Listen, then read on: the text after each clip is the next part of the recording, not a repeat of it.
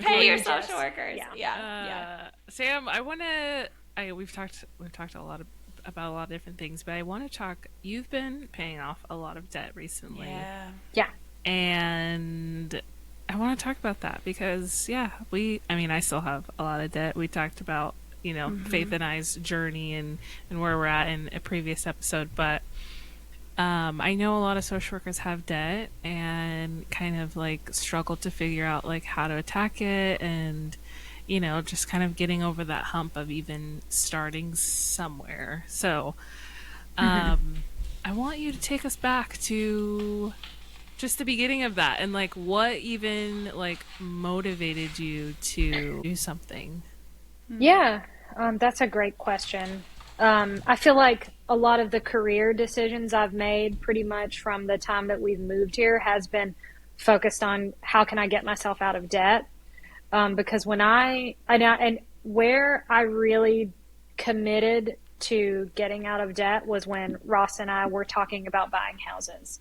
Because I like the most shame I have ever felt was when I realized like I can't even be on this house. I was like, you've got to be kidding me. Like I can't even, I will literally bring down this entire setup. And that was not okay for me.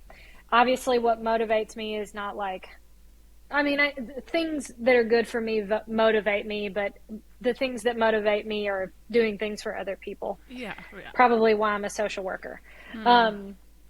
But at that point, I had left DaVita, started working at Leg, which again gave me another nice little bump. I was making like $90,000 a year, which was huge. That's So that great. extra income helped me pay off my car. So I started like rolling into, okay, what can I focus on? How can I get out of this? I had a targeted, I just started like kind of mapping everything out. I was like, okay, how can I target, like, what am I going to get out of first? Yeah. I had a lot of bad credit card debt, made huge mistakes about that. Just like thinking that I could fly to Seattle to visit my friend Hannah in grad school and I could just put it on a credit card. Like I should not have done that. Just like little stuff like that. But like needing this feeling of being free, just like things like that. So yeah, I guess, and I got the house that we're in now in 2021 and struggling with trying to figure out how to get out of that. So the first thing that I was trying to tackle was my private student loans. Yeah. So I had a target payoff date for that for like May 2022. I was going to do my last payment, give them a call, roll right into paying the next one. When you say roll right into paying the next one, what do you mean? Like, are you doing like what's? I Can had you explain three that? separate $7,000 loans. Yeah. And when I paid off one, I would go to paying off the next one. You had to do one at a time, Did you or take? I could only afford to do one at a time. Okay. Did you take the payment that was applied to the first one, and apply that amount then plus towards the next one? Like, so it was a larger payment. No, they Okay. when you do a what did I call it? A debt. Sorry, I have it written right here somewhere. A debt percentage payoff through a Yeah. private student loan. Um, you sign an agreement with them. You can pick to pay it off in 12 months or 24 months or anywhere in between. And I obviously picked 24 months because it was Okay. the lowest So amount. they told you how much you would be paying. Gotcha. Yeah, they said, all right, you're going to sign this. You're going to pay $179 a month every month for the next 2 years. Could you pay more? I Could you could pay more if you wanted to? I could have, but I Okay, I was didn't. just curious. Yeah. I was Yeah, just curious because sometimes, yeah, that depends. So if yeah, you can or not. I Okay. could have, but I didn't because I was also trying to pay off my car at the same time. I was struggling with doing a lot of that. So somewhere through all of this, if I was going to give like if I could give any credit to advice that I have gotten in my social work career, I would give it to my friend Morgan. My friend Morgan, when we were in undergrad, worked at the UGA Career Center. Mm-hmm. And it's just like little things, that you keep in your mind for later. She told me and probably a lot of other people, always keep your resume ready. And obviously that bleeds into a lot of different things. But that, mostly I took that as like, don't, there's always a job opportunity out there. You can always make more money. Don't, you can love a job, but you can also love another job. Ooh. Yeah, I like that. You can be content and happy in a job, but you can also be content and happy in a higher paying job. You be ready, be open. You never know. So I say all that to say, when I got hired on at Cass Oregon procurement program here in the state of Oregon, I got a $2,000 raise, so I went from making 90 to 2,000, and then somewhere in there, our boss Kate, got us a market adjustment. And when I got that market adjustment, I got bumped up to 101, which was huge for me, absolutely massive. And when I got that bump, I can't remember how much extra I had a month, but that's when I really started to tackle my debt. I was also still picking up shifts at the transplant center I was working at. Of course, because so you're a grinder. I'm ready to go. Yeah. Yeah. Well, like I said earlier, I can do things for myself, but my real motivator is, what do I do for other people? Because ultimately, like Ross and I also want to buy another house. We want to do all of this stuff, and I want to be on that loan. I want to be a part of that. I don't have any assets. The only asset I have is my car. And so it's like, it's the most expensive thing I've ever owned, When I got that bump, I realized I have to really seize this opportunity. How can I really tackle all of my debt? Can I get out of it? And luckily, with the help of my good friend Taylor here, she created a space where we could, sit down. I could be honest with her, probably for the first time I'd ever really been honest about a whole bunch of stuff with someone. Even I couldn't even talk to my partner Ross about it, and he knows everything now. But Taylor really helped me understand how I can use this big raise and how I can help tackle everything. So let me pull this up. So what did that look like when you two sat down and you kind of worked through things? What's the first? I don't remember the first time that we met. Maybe it was just or what we did the first time. I think maybe we were just kind of like talking about your debt, and I was just like trying to get a sense. I think, and I remember telling you like, Sam, just tell me what you got going on. I'm not here to judge you. Like, it's okay. It's okay. Yeah. We've lots of us, many of us have been there. It's a safe space. Yeah, I can tell you exactly what happened. Tell us, Sam. I can tell you exactly what happened. You had me print off my last 3 credit card statements, and we sat down with a highlighter and we highlighted everything that I had been doing. And you also asked me to bring in all of my numbers with all of my student loans and my car loan, and we sat down and I was like, holy shit, I'm actually in the negative every month. Like, how did I get here?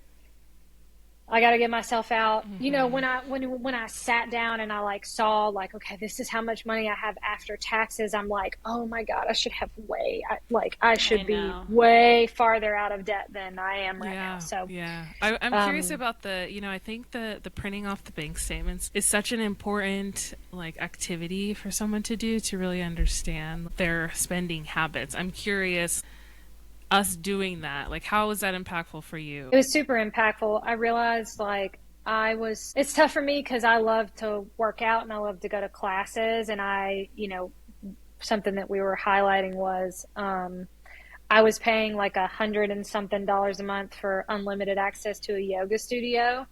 And I could also just stop paying for that, even though it was really heavily correlated with my mental health. now know that I can be okay. I can do other stuff. I don't need to be paying for something like this every month. Doing that Right. helped me a ton because then I just like reallocated that money to paying off my car. So I know at some point I canceled that. I remember there were And times just, where you were like, "Oh, I remember buying that. I remember going shopping. We don't need that." I think I want to explain a little bit like if you're interested in doing this, printing off your bank statements and having different Yes. color highlighters for different, categories of transactions. So it's like food is green, shopping could be pink, yellow is I don't know, whatever. Subscriptions to Yeah, things exactly. or So you can yeah. kind of see how much money am I spending in all these different areas. And I remember there was like kind of a shopping um, trend in those statements that you're like, I didn't need to buy that. I didn't need to do that. yeah, But I certainly wouldn't classify myself as an addict, but I can feel the dopamine hit when I go and I buy Sure. something at Target. Like, oh yeah, Me God, it too. feels oh yeah, so much better. Yeah. So they've I've had to created it really to be that way, right? Yeah. Yeah. Instagram, woo, markets to me so well. Oh, I know. I will 100% buy this dress that I don't need. So I have to work through that a lot. I think Taylor, you gave me this advice, and I've gotten this advice before. Like, you have to take that moment, like that moment where you're ready to hit pay and buy it. You just step away, like walk away for a Give it second. space. Yeah. You'll forget about it. Poof, you don't need it. Look at that. So I sent an email to Taylor, I think back in May when we were talking about doing this episode. And I had like sat down and looked at every piece of debt that I had. I owe $91,167 in federal student loans. I had three separate private student loans from Wells Fargo that were about $7,000 each. Excuse me, I had five private student loans. Oh, five that were 7,000 each. Three that were 7,000 each, two that were about $2,500. Wow, I forgot about that. I think this was higher when Taylor and I had met originally, but at the time that I did this, I had $3,851 in credit card debt. And then I had a car loan. My original car loan was $14,448. And except my federal student loans, I've paid it all off. You're done paying That's off your credit cards? amazing. Yeah, Sam. yeah, Oh my I did gosh. it. I feel like that was really like when we were sitting down, it's like, let's tackle this credit card debt. Like, how do we get out of this? And what did you start with when we met? What was it at? Well, yeah. Oh, it was at $10,000. Wow. Oh, it was And something outrageous. was that in like the beginning of this year around? This was no, this that was 2 years ago Okay. when I first got hired on it. Okay. And I've gone through periods where I like get it down and I ramp it back up, but Yeah. somewhere around, I don't know why I remember this, $7,000. I pretty much throw away any crap that we get in the mail from a credit card company, but for some reason this particular day I was like, what's this from Discover? And I opened it up and they were offering an intro like 0% interest rate with a balance transfer, and they take a small fee. And honestly, that helped me get out of that debt. That helped me the absolute most. I was paying $500 a month originally on my credit cards while also paying $500 a month on my car payment. But I'm also picking up shifts, and whatever money I got, I immediately put on car or credit cards. Just put it right on there. And so at some point last year, I paid off my car. And then I just moved that money that I had paid on my car into my credit cards, and not having to pay like what is it, a 29% APY, Yeah, that something was insane. I remember that was another thing that we looked at. It was like, okay, your credit card has this, yeah, Crazy, crazy 30%, interest rate. 29% interest rate. Stupid. And I remember us actually even highlighting the interest that was getting accrued. It was like, this really just hurts the progress, you know. I mean, you were making Yep. big payments, but even still, Yeah, I wasn't doing anything. It wasn't doing anything in the long run. so you transferred it And over to the Discover card, transferred it over. 0% Yep. interest.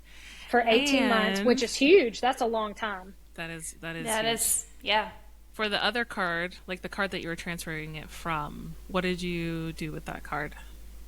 I don't use it anymore. Were you I using just, it during that time? You're mm-mm. just like, no. No. I No, think I that's wasn't like using it at all.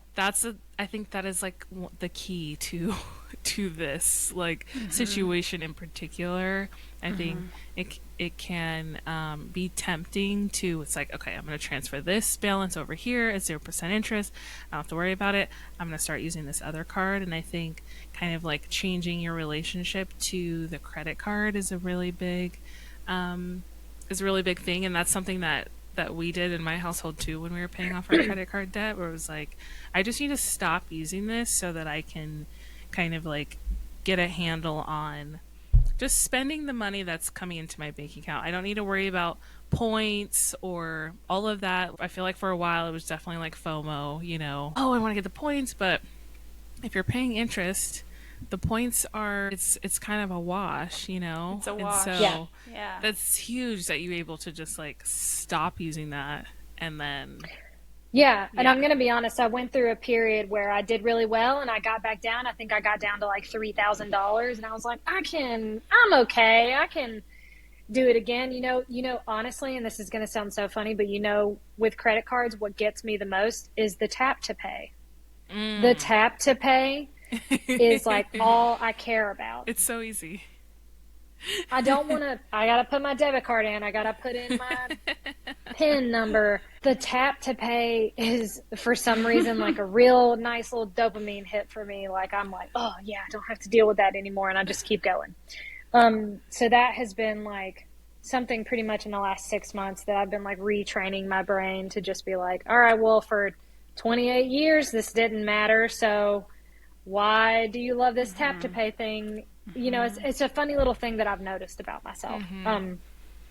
So I got really scared about transferring the money over to the 0% balance fee because I didn't want to open another credit card. I think at that point, like now I have I have 5 credit cards. One I closed out because it was just like my beginner card and I don't need it. Because if you read everything online, it's like, oh, here's all the things that impact your credit score, payments on time, how many you have open, a percentage that you're using of your allotted, you know what I'm trying to say, Yeah, like the utilization. credit limit. Yeah. Yeah, how much are you utilizing of your credit limit? So I was always given the advice, like, don't ever close out a credit card that can impact you negatively, but like 5 points, like it's nothing. Close your credit card out. If you're just tempted to use it, it's not really going to matter. It's not worth it. Yeah, no. I No, totally. yeah. So I'm in a really good position now. Now I'm just like focusing on building my savings up, and doing a lot of that. That's amazing, Sam. Yeah. You have That's your so federal student loans. amazing. Last thing I want to talk Yeah. about before we get off is your money management checking account kind of like change that you did. You know, the two account thing. I want to talk about that a little bit. You mean wanna like talk the about envelope spending, like we were talking about? Yeah, that helped me a lot. For a while, I was giving myself like $600 a month, and like that was what I could spend for the month, and that was it. But I kept spending all of it, and I don't even know on what I was spending it on. Like your monthly allowance or whatever. Yeah. Okay, so you were Yeah. doing. So I was doing Sam that. had 2 checking accounts. One was for bills. One was for just whatever you wanted. Did it include like groceries and? No. It Okay. didn't include groceries. That was like money for gas, money to go out and eat. This was also during the time where I really don't know where it went. Couldn't tell you. Yeah, Couldn't that tell you. If I happens. sat down and went Yeah. through it again, it would make a lot of sense. And like highlighting all of that stuff I was spending on. But what helped me a lot was opening up that high interest savings account. Hmm. So opening that up was really helpful. And then I would just, now what I do that's been super helpful, and I think you gave me this advice, Taylor, was I have my one account now because having two accounts was getting a lot for me. Because if I ever needed to, because I tried to keep them separate. So, like, I have a Hmm. SoFi banking account because it's free and they have a 4.7% savings account interest rate. And then I had a credit union. And so, my credit union, First Tech or whatever, Hmm. that was my spending account. But if I overspent and I tried to transfer money over to it, I thought like keeping things separate would help me out, but it ultimately didn't. Yeah. Um, and so now I just use my SoFi account. It seems like it's better for me to not Good. juggle a lot of different things. Yeah. And now the advice that I think you gave me was just automatic, like, through your job, through our job, you can go in and put a percentage of how much you want your paycheck to go into a different account. And so now I have it to where it's set up where like 10% of my paycheck automatically comes out and goes straight into my savings account. That's Wow. great. And That's Yeah. great. now I've just like gotten accustomed to Yeah. how much I make, That's and amazing. that's it. I love That's the way that. to Yeah. do it. That's I love great. Yeah. that. I'm super thankful for it. I mean, I'm super fresh on tackling all of this. So I hope that I can have a lot more money in my savings account, but I have about $2,100 in my savings account now, which Okay. That's is great. a big deal for me. That is a big deal for That is lots a of big deal. people. So, hats off to you, Sam. Thanks. Great conversation. Faith, did you want to say Yes. something? Well, I'm really impressed by your vulnerability and your willingness to just Thank you. like go through the numbers, Yeah. tell us your story, talk Yeah. about how much you've made and what kind of debt situation you're in. And I think the vulnerability is really, really impressive. And I just am really grateful that you're willing to share that because I think a lot of people, you have to be able to overcome or kind of push through these feelings of shame to get there.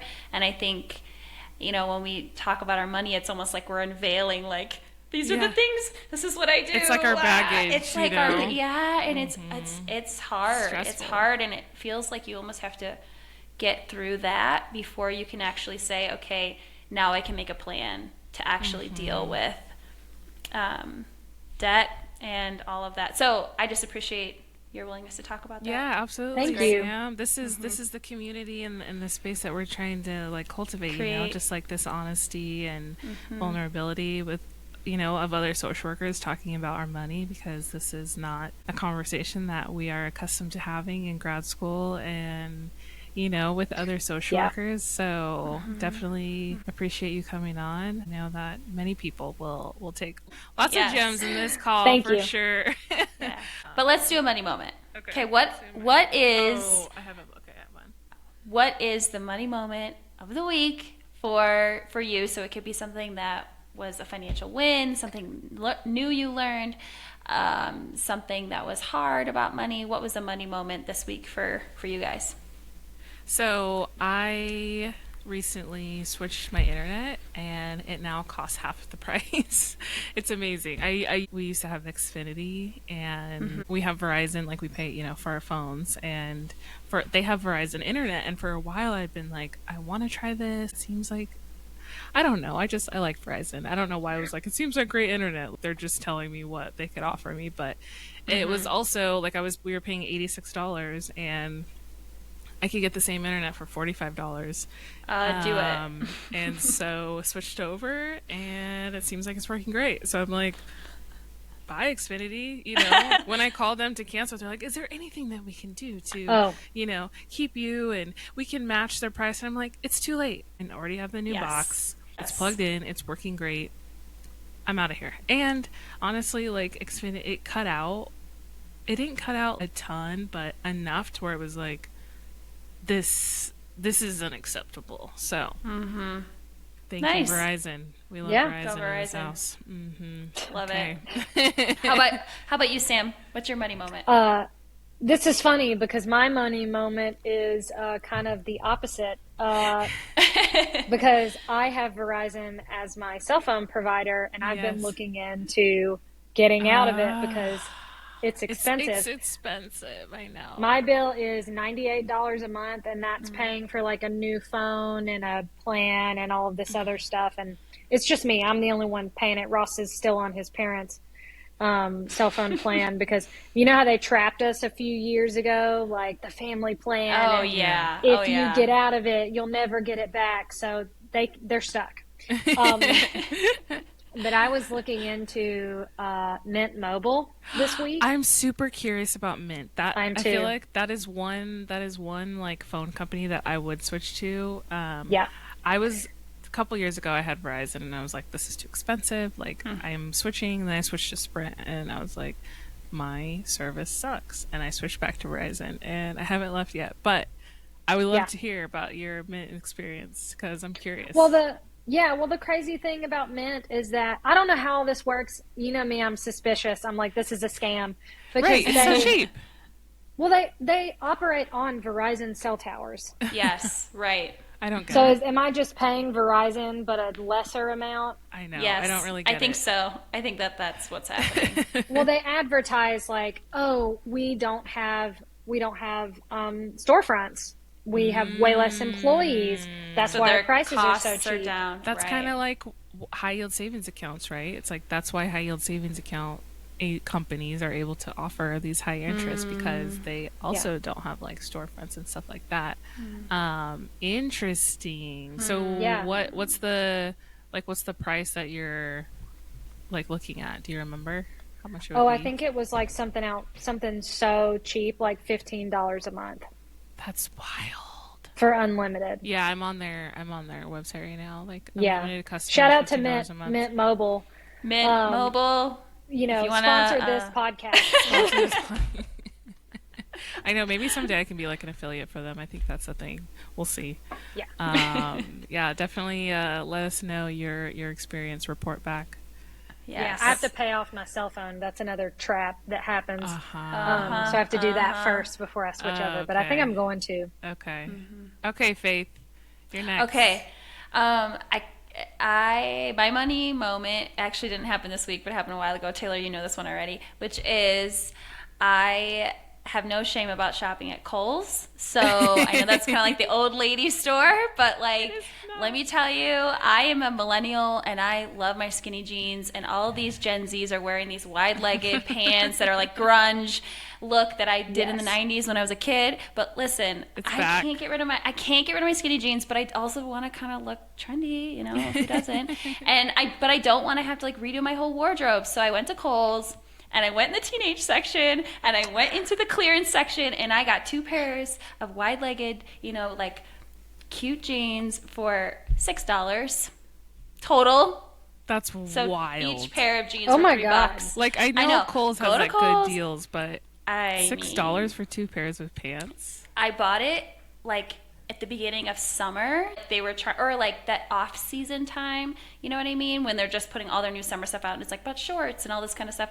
And they're not wanting to sell jeans necessarily, right? That's like in the fall or winter. And I went to their clearance and I got really cute jeans and I've gotten compliments on them. And I'm like, this cost me $3. That is seriously So amazing. go to Kohl's, y'all.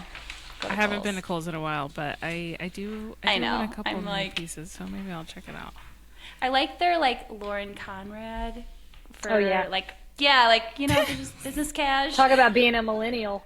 I know. You had to- I'm you had to 100% bring a up Laguna millennial. Beach. Oh I my god, yeah. so funny. But That's her clothes hilarious. are cute and they're semi-affordable, so yes. Anyways, that's Love my money it. moment. Shop at Kohl's. There's our money moments. Thanks for tuning in, and thanks Sam for being Yes. with us. Yeah. And we'll talk to you guys soon.